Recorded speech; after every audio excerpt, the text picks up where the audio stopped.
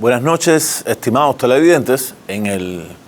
programa de hoy vamos a ver, digamos, la última parte de la vida de Fidel Castro, el personaje que hemos estado viendo en los últimos programas. Y nos habíamos quedado en el anterior, en el año 1991, caída de la Unión Soviética, y con ello, digamos, una nueva historia para lo que es la Revolución Cubana, para Cuba y para el desenvolvimiento de la figura de Fidel Castro. El año 1991, a la caída de la Unión Soviética, prácticamente 2 años después, se inicia en Cuba lo que en voz o en palabras de Fidel Castro se llamó el periodo especial en tiempo de paz. Algo así como un periodo especial, no en tiempo de guerra, sino en tiempo de paz, por la situación en la que cayó la economía cubana y de manera general la sociedad cubana después de la desaparición de la Unión Soviética y lo que había sido el campo socialista o el llamado socialismo real. Estamos viendo caída de más o menos la mitad de la economía cubana, o sea, los niveles de producción a la mitad, prácticamente la desaparición de entre el 70 y el 80% del comercio que tenía Cuba con los países socialistas, especialmente la Unión Soviética, el abastecimiento de petróleo y prácticamente de todos los bienes,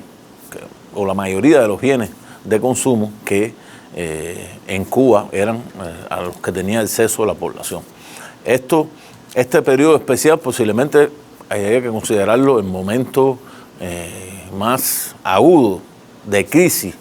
de la situación en Cuba, incluida que los años, sobre todo 1993 y 1994, grandes apagones,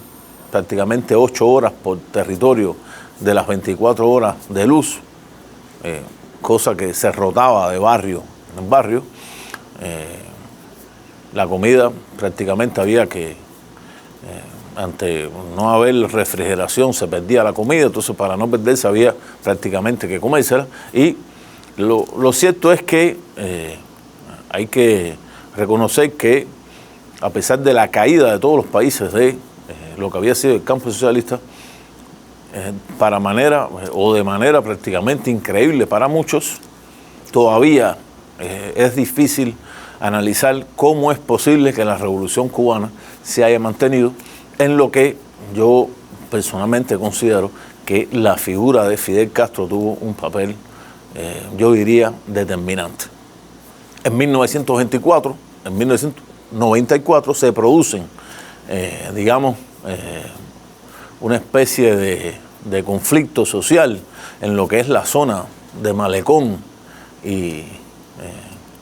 en el centro prácticamente donde está uno de los hoteles principales del Malecón habanero, y en un enfrentamiento entre, digamos, oponentes, opositores a la Revolución Cubana por la situación de carestía en que se encontraba el país, y para sorpresa de muchos, en ese mismo centro de confrontación se aparece Fidel Castro, prácticamente solamente con su escolta personal que incluso en ese momento llega desarmada, o sea, tenían prohibidos directamente por Fidel Castro de que alguno fuera a hacer fuego ante los manifestantes que se encontraban, y para sorpresa de los presentes, especialmente los periodistas estadounidenses, periodistas extranjeros de otros países, ahí mismo prácticamente, digamos, se arregla la situación. Fidel Castro se traslada hacia los canales de la televisión cubana y anuncia que abre la vía marítima para todos los que quieran abandonar Cuba, que lo hagan por vía marítima hacia los Estados Unidos. Y empieza lo que se conoció o lo que se conoce en la historia de Cuba, en la historia mundial, como la crisis de los balseros. Ese año 1994, prácticamente barcos estadounidenses de los guardacostas estadounidenses fuera de las fronteras marítimas territoriales de Cuba, ahí recogían a los balseros. Realmente hubo pérdida humana. Es difícil cuantificar cuántas realmente hubieron, pero hubo pérdidas humanas. Y lo cierto es que en el mar fueron recogidos alrededor de 30.000 personas, 30.000 personas que fueron trasladadas hacia la base estadounidense en Guantánamo, donde serían procesados para después dejarlos, migrar hacia los Estados Unidos, cosa que ocurrió, la mayoría migró hacia los Estados Unidos. Incluso en la base de Guantánamo hubo grandes problemas, enfrentamientos entre las autoridades de la ocupada base de Guantánamo con esos migrantes cubanos, pero finalmente se resuelve cuando se anuncia un nuevo acuerdo, un nuevo entendimiento entre el gobierno cubano encabezado por Fidel Castro con la entonces administración de Bill Clinton, la administración estadounidense, y se llega a un acuerdo por el cual emigrarían hacia los Estados Unidos anualmente un mínimo de 20.000 personas. Acuerdos que se mantienen hasta nuestros días, aunque realmente en estos días prácticamente no se está cumpliendo la palabra del acuerdo o la firma del acuerdo por la actual administración Trump. Eso ocurre en el año 1994. Habría que ver también en el año 1996, cuando parecía que la situación se encontraba, de la relación entre Cuba y Estados Unidos de una manera, bastante, podríamos llamar pacífica, se produce el derribo de aviones procedentes de la Florida, piloteados por elementos vinculados a los grupos llamados contrarrevolucionarios por las autoridades cubanas, 2 aviones de fabricación estadounidense que partían de la base o el aeropuerto de Opa-locka en Miami, que habían volado incluso por encima del malecón habanero, que habían repartido octavillas, violando los límites territoriales de Cuba, porque entraban en Cuba sin permiso, pero a la vez fueron derribados por cazabombarderos MiG cubanos. O sea, estamos hablando de 2 aviones militares que derribaron a aviones no totalmente civiles, porque en la guerra de Vietnam habían sido utilizados como aviones de exploración, pero finalmente hay que reconocer que fueron 2 aviones militares que derribaron en el borde mismo de la frontera entre Estados Unidos, entre Cuba, y las aguas internacionales a estos aviones, produciéndose de nuevo una escalada de tensión entre ambos países, y es el momento en que la administración Clinton firma la ley Helms-Burton, ley que estaba, ahí pendiente de aprobación por parte de los demócratas, que hasta ese momento incluso no habían querido firmar esa ley, y Clinton la firma. Yo creería incluso que como una forma de aplicar una máxima, presión desde el punto de vista internacional, económico, pero diplomático, pero no llegar a un enfrentamiento directo militar, porque los halcones de la administración estadounidense pedían el bombardeo de la base de San Antonio, de donde habían partido los MiG cubanos que habían tumbado los aviones, esos aviones civiles que habían partido de los Estados Unidos. Se firma esa ley por Clinton, aunque desde ese momento mantuvo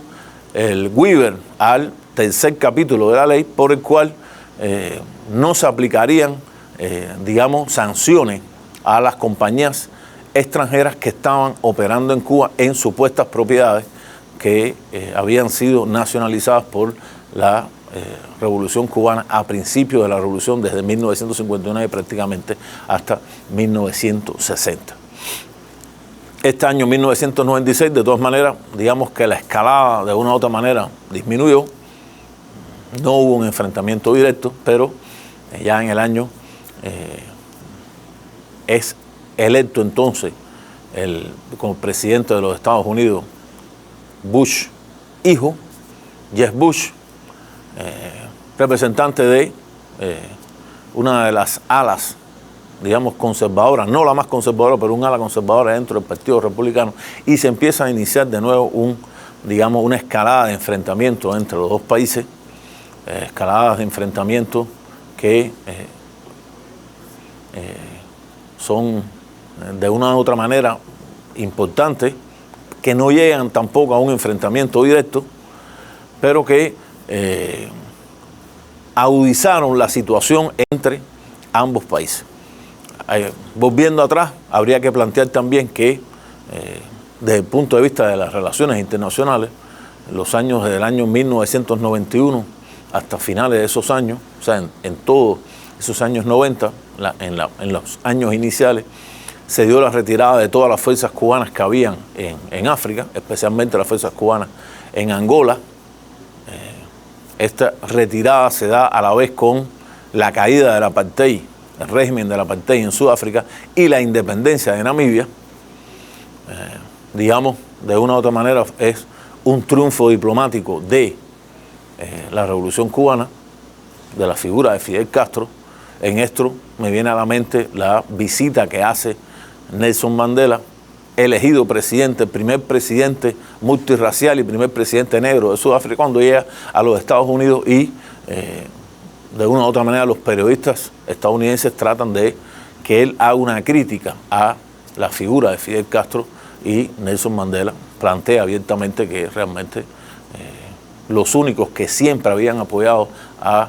la independencia plena de Sudáfrica y al fin del régimen del apartheid había sido el régimen cubano, había sido en la figura de Fidel Castro, realmente es la principal figura relacionada a esta situación, incluida la independencia de Namibia y a la vez la consolidación del gobierno que hasta ese momento había sido respaldado por las fuerzas militares cubanas que se retiraron. Lo cierto es que estos años 90, de una u otra manera, concluyen cuando las fuerzas, no existen ya fuerzas militares cubanas dentro de ningún país de África.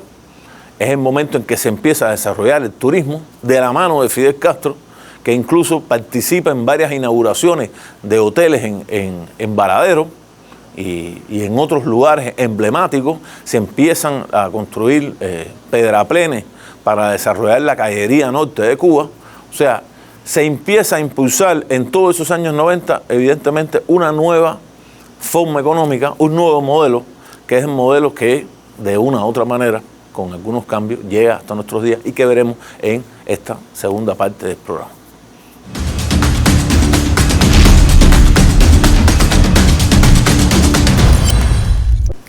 Continuando la parte anterior, vemos,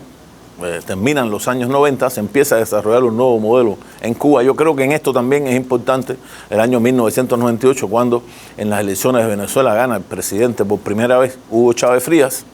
y comienza una relación estrecha entre Cuba y Venezuela con, digamos, una masa importante de colaboradores cubanos de la salud, pero no solo de la salud, también de la salud, de deportes, de educación, que se empiezan a trasladar a Venezuela y que empiezan a desarrollar de una u otra manera esos programas que impulsa la entonces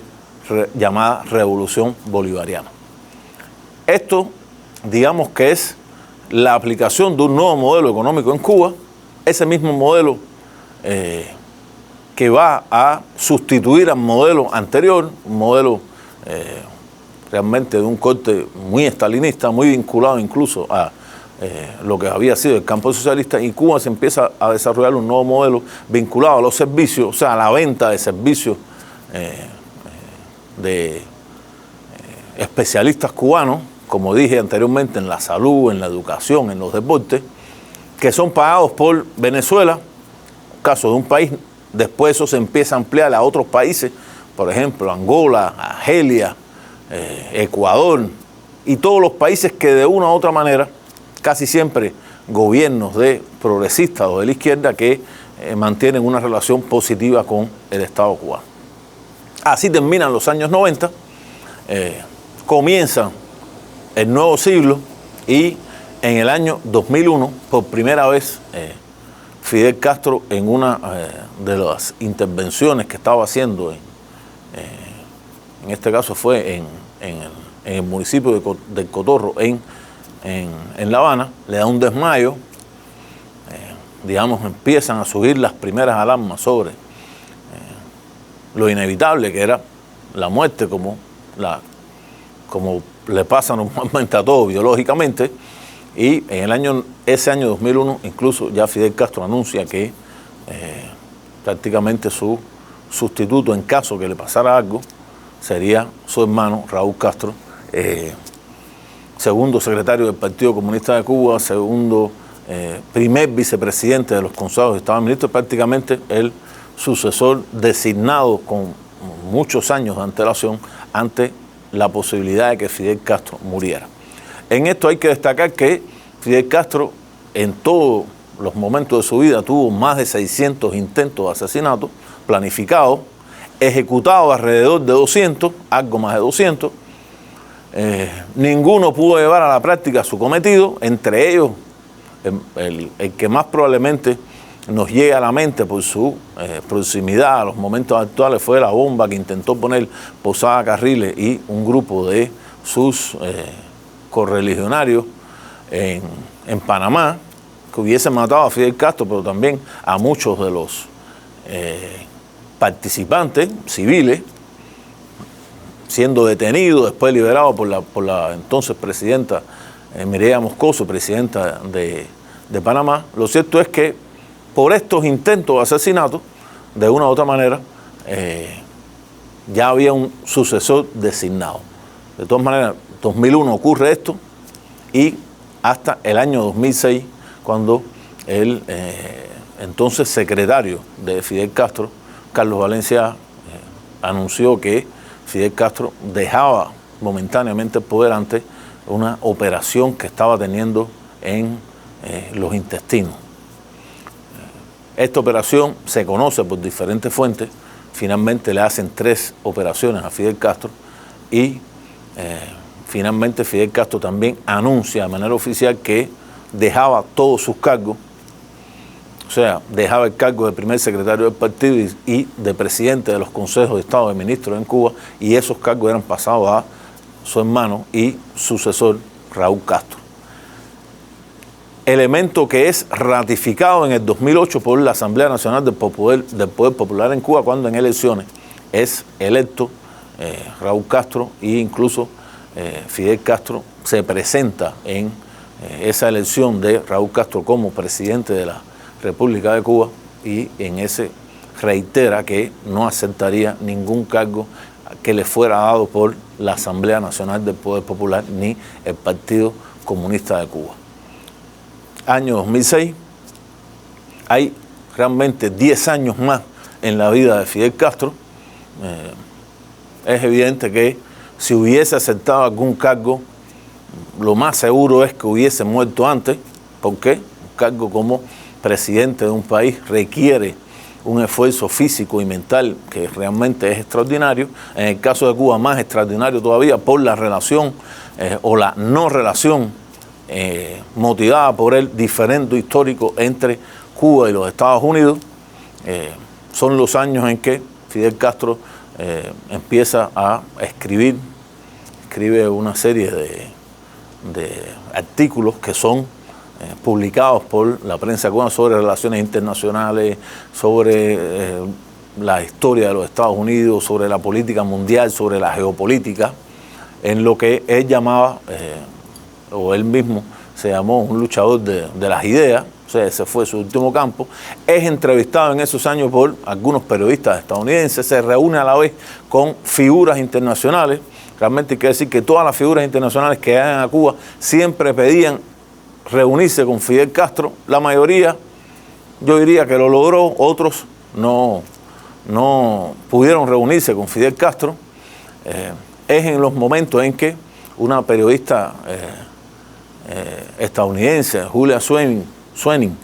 entrevista a Fidel Castro, y en esa entrevista Fidel Castro, cuando le preguntan, bueno, pues el sistema cubano es exportable, y el mismo Fidel Castro dice que el sistema cubano ya no funcionaba ni siquiera para Cuba, cosa que causó un gran estupor tanto para la izquierda como para los medios estadounidenses, que yo traduciría realmente en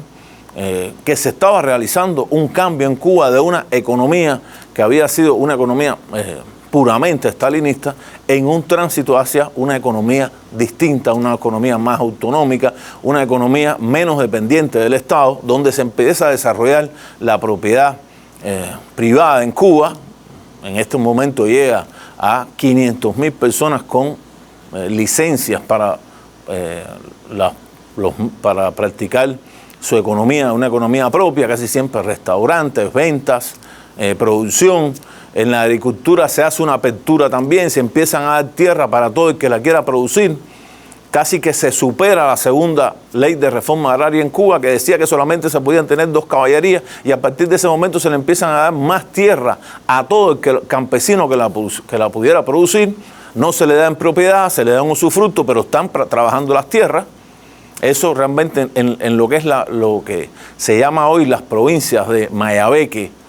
que eran antes la provincia de La Habana,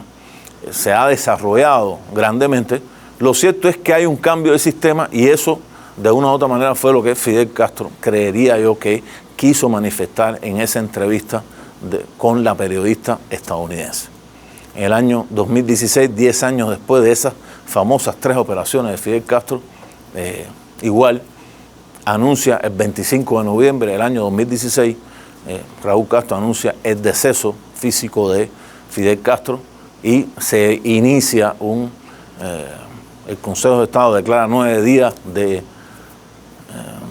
duelo nacional, se inician los preparativos para su enterramiento. Él pide, incluso lo había pedido antes de su muerte, que fuera cremado. Sus restos son cremados y son enterrados en Santa Efigenia, Santiago de Cuba, cuna de la Revolución Cubana, lugar que Fidel Castro, como hablamos anteriormente, había ocupado el antiguo cuartel de Moncada, hoy una escuela, y desde ahí prácticamente se inició esa caravana hacia La Habana. Se inicia una caravana contraria con sus restos hacia el cementerio de Santa Efigenia, donde finalmente es enterrado en honores militares, en honores en Cuba, y queda ahí, yo diría, una roca. Realmente no hay nada, digamos, extraordinario, no hay un monumento. Podemos concluir planteando que evidentemente habrá detractores y personas a favor de Fidel Castro. Yo creería que entre sus principales detractores siempre van a estar los enemigos, muchos de esos personales de él, casi siempre radicados en la ciudad de la Florida, con esos planteamientos de considerar a Fidel Castro un dictador, un estalinista que impuso una dictadura en Cuba. Esa es, por una parte, incluso le achacan el asesinato en juicios sumarios a personas, y la otra parte que tiene que ver más con los movimientos progresistas de la izquierda en América Latina y en el mundo en general, que van a ver en Fidel Castro, en la Revolución Cubana, el tema de la salud, el tema de la educación, el tema de los deportes, que de una u otra manera hicieron o crearon una imagen de la Revolución Cubana en la misma figura de Fidel Castro, que de una u otra manera yo creería que trasciende a su muerte. Siempre van a haber personas a favor o personas en contra de esto. Yo creería que es algo normal en la historia de cualquier país, en la historia incluso de cualquiera de las personalidades que hemos visto hasta este momento, y está en posteriores historiadores definir lo bueno o lo malo de Fidel Castro, lo positivo o lo negativo, y la historia evidentemente dirá la última palabra, lo que se escriba o no. Todavía hay muchas personas que escriben sobre Fidel Castro. Uno de ellos es Leslie Anderson. Hace poco estuvo aquí mismo en El Salvador y estuvo hablando sobre el tema. E igual yo creería que el libro de la vida de Fidel Castro, escrito por el escritor español francés, uno de los libros que más ha trascendido para la posteridad, debe leerse y finalmente tomar cada uno de nosotros una opinión que pueda ser de un tipo o de otro tipo, sin que en ello quede ninguna duda de que su figura trasciende a la posteridad de su muerte. Muchas gracias.